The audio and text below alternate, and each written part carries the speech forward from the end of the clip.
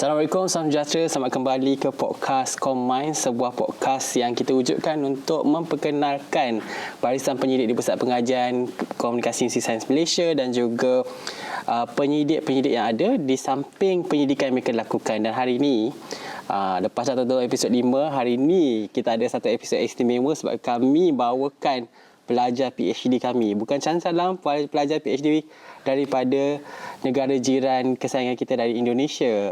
Nani, apa khabar? Halo dokter, Nani baik, sehat alhamdulillah. Mungkin Nani boleh perkenalkan diri, nama penuh. Kalau Indonesianya dari provinsi ada panggil, negeri mana? Okay. Nani berasal. Baik, halo Combines. Saya Nani Kurniasari, PhD student di School of Communication. Saat ini sebenarnya minggu lepas itu sudah buat 5 Havose. Tahniah. 1 Juli 2025. Sudah lulus. Sudah lulus. Tahniah bakal Dr. Nani, insyaAllah. InsyaAllah. Amin. Nah, saya waktu itu masuk dari 2021 November. Nah, jadi total 3,5 tahun PhD di School of Communication. Indonesianya dari Jakarta. Oh, dari Jakarta. Jadi waktu sebetulnya saya dari daerah, lalu migrate ke Jakarta untuk ambil master waktu itu di Universitas Indonesia. Terus selepas lulus master jadi pensyarah juga di sana sampai 6 tahun. Wow. Akhirnya ambil PhD. Nani di Universitas Indonesia. Waktu itu menjadi pensyarahnya di Kalbis University. Dia itu salah satu universitas swasta di Jakarta. Baik. Dan penyelidikan Nani di pusat pengajian ini adalah Dr. Sharifah Nadia dan juga Dr. Suryati Saad kan. Betul. Dan Dr. Suryati sebenarnya telah tampil kebetulan di episod sebelum ni, episod 5 Nani.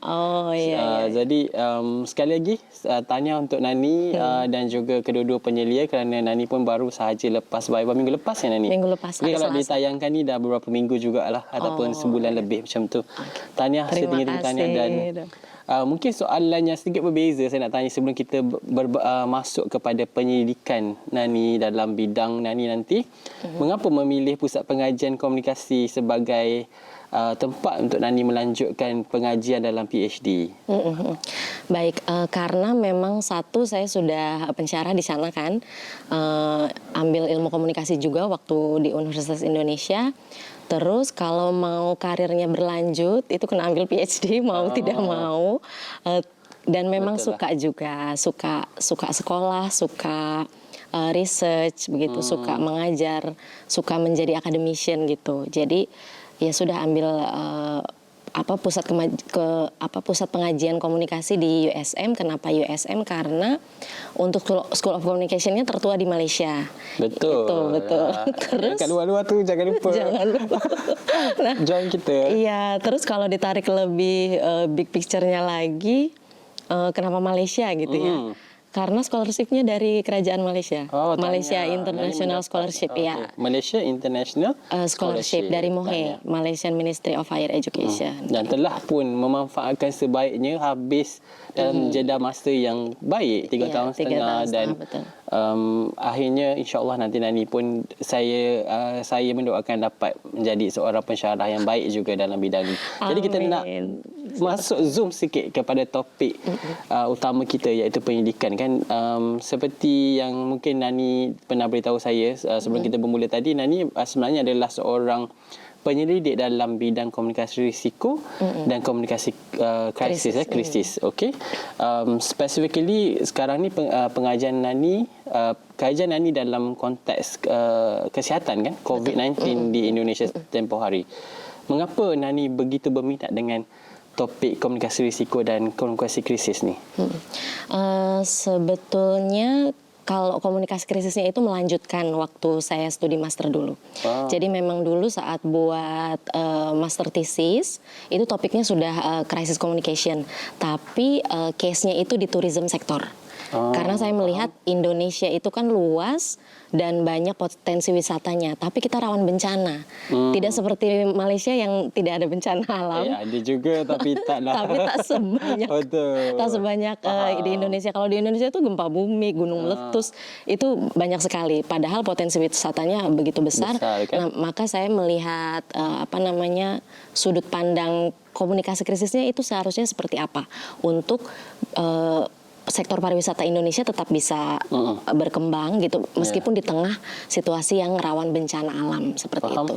So untuk penonton di luar, pariwisata adalah pelancongan tourism ya. Pelancongan. Pelancongan dalam Malay language. Tak apa, kita serumpun. Kan #serumpun, so kita memahami each other. Itu semasa S2 ataupun master lah. Sekarang ni dalam kajian di peringkat PhD, Nani fokuskan kepada kesihatan iaitu COVID-19, dan saya boleh katakan Nani sebenarnya cuba mencadangkan satu model kan. Kerangka model untuk bagaimana komunikasi risiko dalam COVID ni boleh dilakukan dengan baik di Indonesia. Jadi mengapa Nani memilih kes COVID-19 tempoh hari? Sebetulnya dulu ingin melanjutkan case-nya itu tourism sektor, tapi karena kita semua mengalami global crisis, global public health crisis, COVID-19 pandemic, yang saya merasa sepertinya saya harus punya kontribusi di sini juga. Jadi komunikasi krisisnya tetap dilanjutkan konsep itu, cuma case-nya yang berubah ke COVID-19, ke public health seperti itu. Terus ada satu tambahan konsep baru di PhD level ini, yaitu risk communication. Jadi menggabungkan antara crisis communication sama risk communication. Sebetulnya kedua konsep itu berbeda, karena kalau crisis communication itu sifatnya memitigasi. Jadi ada dulu krisisnya, mencegah memitigasi itu menangani, mitigate. Mengatasi. Mengatasi. Kalau crisis communication, sementara kalau risk communication itu lebih holistik, dari before, during, and after crisis. Gitu. Menarik. Jadi crisis communication itu ada di dalam risk communication. Saya berharap model yang saya propose itu bukan cuma kita ambil lesson learn dari COVID, tapi untuk misalnya ada public health crisis selanjutnya, kita bisa belajar dari situ bagaimana mengkomunikasikan krisis ini kepada publik. Betul. Dan khususnya Asia kan, konteks Asia Tenggara, atau Global South. Global South. Sebab banyak kita nampak model ataupun kerangka framework dan sebagainya datang daripada konteks Barat. Betul. Jadi sangat menarik kalau ada kajian-kajian begini, khususnya yang sangat dekat dengan masyarakat. Kesihatan kita tahu memang isu yang sangat penting kan, asas kepada masyarakat. Jadi kajian sebegini sangat penting lah sebenarnya. Dan bercakap tentang komunikasi risiko dan komunikasi krisis, satu topik yang mungkin penting untuk kita bincangkan, yang Nani boleh kongsikan pandangan Nani sebagai penyidik. Bagaimana dengan tanggapan tentang kewujudan informasi fake news ni, informasi palsu yang banyak sehingga berlaku infodemik kan, informasi terlalu banyak, kebanjiran informasi. Apa pandangan Nani tentang keadaan tersebut? Menarik pertanyaannya, karena salah satu kontribusi, my research contribution kemarin itu adalah saya membuat satu stage. Jadi saya menggunakan CERC sebagai model untuk theoretical framework, menggabungkan antara situational crisis communication theory dengan CERC, crisis and emergency risk communication. Nah, di dalam crisis and emergency risk communication itu ada 5 tahap: pre-crisis, initial, maintenance, resolution, and evaluation. Nah, kontribusi riset saya adalah memberikan 2 stage baru ke dalam model tersebut. Salah satunya adalah crisis amplification. Apa itu crisis amplification? Jadi setelah pre-crisis ada crisis amplification sebelum ke initial. Karena ternyata banyak sekali hoax, infodemic, disinformation, misinformation yang circulating in public gitu kan. Jadi bahkan mungkin sebetulnya krisisnya nggak sebegitu besar, tapi dengan adanya berita bohong ini, krisisnya jadi teramplifikasi. Betul. That's why the name of the stage is crisis amplification. Menarik. How government tackle the misinformation, hoaxes and so on.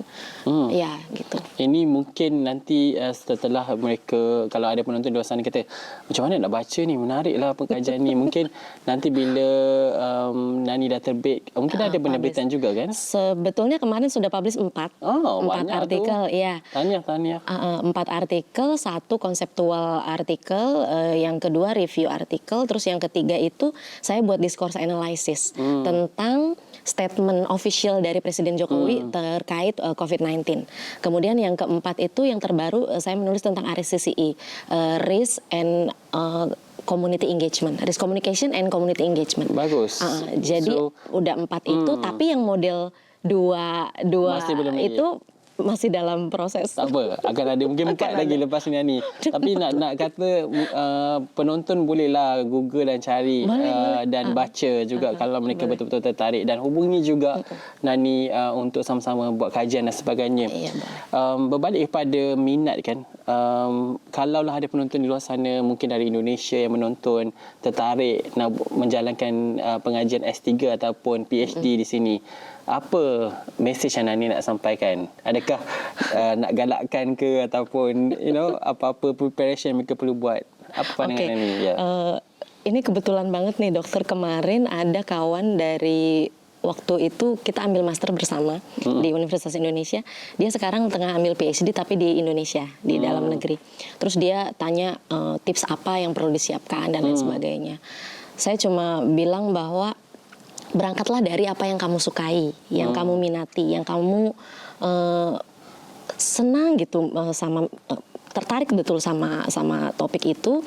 Terus untuk tahu gap research-nya, kita tentu harus baca literatur sebanyak-banyaknya. Jadi baca dulu literatur supaya dapat gap. Setelah dapat gap, baru kita berusaha untuk mengisi gap tersebut. Betul. Gitu. Tak ada shortcut kan? Tak ada shortcut. Jangan nak cuba shortcut. Tak ada shortcut. Research tak ada shortcut. Jadi before I defend my proposal, I do the matrix of literature review. More than 150 articles. Wow, that's interesting. Dan kenapa mereka perlu pilih Pusat Pengajian Komunikasi USM Nani? Tadi ya, karena dia sudah established, tertua di Malaysia, satu-satunya School of Communication, bukan under humanities. Bagaimana penyelidikan di sini? Nani dapat penyelidikan di sini. pengalaman penyelidikan di sini, adakah membantu Nani akhirnya menjadi seorang penyelidik yang baik ke? Jadi salah satu publication saya itu, dokter, adalah book chapter. Nah, book chapternya itu editornya my main supervisor, Dr. Nadia. Terus Dr. Rani sama Dr. Atika. Dr. Atika kan my mentor in PECOM. I'm also joining PECOM at that time. Yes, you're very active. PECOM tu adalah persatuan postgraduate student kita di sini ya. Correct. I'm in student engagement and development. Ya, 1 tahun waktu itu kan buat kolokvium, workshop, and then meet and greet, and some activities lah dengan total ada 5 waktu itu, 5 anggota PAKOM, 5 member. Terus begitu, jadi ada tawaran dari main supervisor untuk kita tengah buat buku COVID-19, kajian COVID-19 di Malaysia, and its impact to the public gitu. Kamu mau nggak nulis di sini? Mau dokter, mau gitu. Jadi saya buat, jadi saya buatlah review paper terkait public health communication, terus terbit di dalam book chapter tersebut. Kemudian sekarang juga tengah buat artikel dengan co-supervisor gitu. Jadi bagus. Asalkan kita aktif. Terus kalau ada peluang diambil gitu, harus diikuti gitu. Pertama kali kesini waktu itu kan 2022 School of Communication buat RCSC. Saya lah tu pengajar pertama je dengan Dr. Sharifah. Sharifah Nadia, ya. Waktu itu saya join, terus nothing tulus aja present gitu. Dapat best presenter kan, pengalaman itu. Interesting. Betul. So Nani, mungkin di penghujung perbincangan ni, selalunya dalam episod, kalau Nani tonton episod sebelum ni dan penonton yang dah mungkin ada yang menonton kan, kita akan selitkan juga soalan pengalaman mistis di sepanjang menjadi seorang penyelidik ni. Ada tak mungkin bekerja lah sampai larut malam ke? Yang kelakar, yang lucu ke, yang mungkin Nani nak kongsi yang pada penonton? Sebetulnya waktu itu itu nggak terlalu mistik sih kayaknya. Di postgraduate room, itu kan dulu dia open sampai 12 malam, dokter, sampai pukul 12 malam. Iya, jadi beberapa PhD student yang usually work together lah di ruangan itu, di bilik itu, pulang larut gitu. Misalkan kayak Nani tengah buat kerja, terus some of them go for dinner. Tapi mereka tak balik-balik. Terus Naniku, kemana kok tak balik-balik? Saya takut sendirian. Nah, buang air pun takut, karena ke toilet tuh takut karena gelap malam gitu. Terus ini budak-budak kemana gitu kan? Katanya janji, nah balik lagi. Ya, tunggu. Mungkin balik laginya jam 10 PM. Malam banget gitu. Terus Nani nak pulang pun takut gitu. Akhirnya menunggu di dalam gitu. Oh, tak keluar-keluar. Sampai mereka datang. Tapi tak ada apa-apa lah. Tak ada apa-apa. Syukur Alhamdulillah. Nani, saya selalu terlupa tahu nak jemput minum. Dah nak sampai hujung dah pun. Kita ada air kopi. Tapi inilah selalu tabiat saya sentiasa lupa nak jemput sebab terlalu seronok bercakap dengan tetamu kan. Sambil-sambil tu walaupun di hujung-hujungnya Nani jemput minum juga.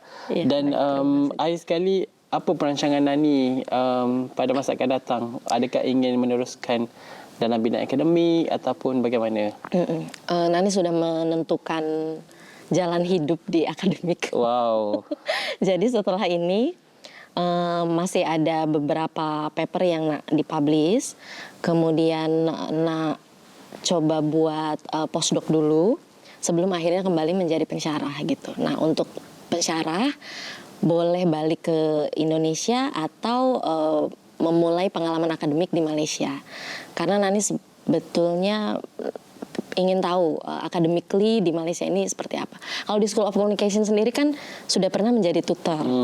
Itu kan berbeda dengan pensyarah gitu sebenar, kan. betul. Pensyarah sebenar, betul. Tapi selama berinteraksi dengan student itu menarik ya gitu. Di USM ini ya. Ada rezeki di sini sebab Nani pun sepertinya suka kan dengan environment kerja dan di sini, dan yalah, kita pun tak tahu rezeki di mana, dan saya percaya dengan kesungguhan dan ketekunan Nani, insya-Allah ada rezeki nanti. Amin. Terima kasih, mungkin penonton-penonton boleh sama-sama doakan supaya bakal doktor kita ni berjaya mencapai cita-citanya kan, sebab all of us, maksud saya pun dulu berada di tempat Nani, bermula daripada satu proses ke proses yang lain, dan percaya kepada masa dan proses tersebut. Dan sehingga itu sajalah saya kira perbincangan kita hari ini. Dan kalau ada apa-apa mereka ingin dapatkan maklumat lanjut, mungkin kena cari paper dulu dan berhubung dengan Nani menerusi email kan. Baik, terima kasih kepada semua yang sudah menonton episod ke-6 ni. Kita dah pertengahan jalan lah podcast ni. Dulu masa kita buat podcast ni, kita macam terfikir-fikir macam mana nak bergerak. Tapi Alhamdulillah dengan bantuan rakan-rakan ni di belakang tabir kan, Nani nampak yang berusaha sama-sama dengan kita dah sampai ke episod 6. Dan hari ni di episod 6 kita berjaya bawakan seorang PhD student yang saya kira boleh memberikan inspirasi kepada penonton ComMinds. Terima kasih semua. Assalamualaikum. Waalaikumsalam. Terima kasih, Dokter.